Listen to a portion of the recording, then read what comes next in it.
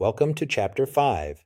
Every clinical act you'll ever perform happens inside a relationship, and this chapter examines that relationship directly. The key word is fiduciary. A fiduciary is obligated to act in the other party's interest, not merely to avoid harming her. That's a higher duty than non harm.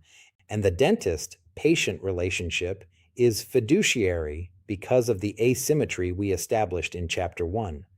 The dentist holds specialized knowledge, access to the patient's body, and her private information.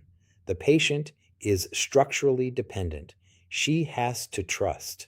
Trust is the price of the power the dentist holds, and in the language of Chapter 2, this is covenant, not arm's length contract.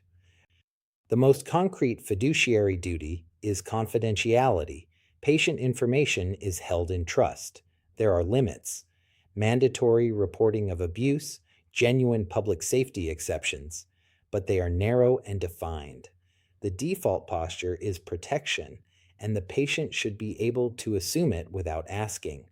Why does the fiduciary framing matter so much?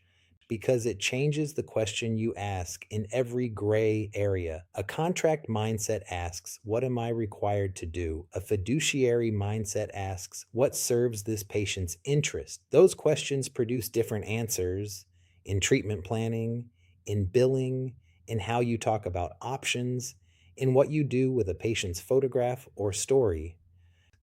And notice what the fiduciary duty is protecting.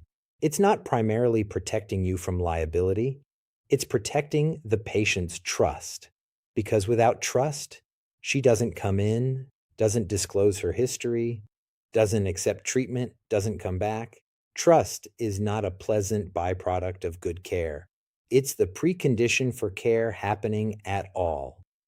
Everything else in this chapter, boundaries, dual relationships, difficult patients, social media, is really about one thing: the structures that protect this trust and the ways it gets eroded. In the next video, we look at professional boundaries, the difference between a crossing and a violation, and the slippery slope by which small things become serious ones. See you there.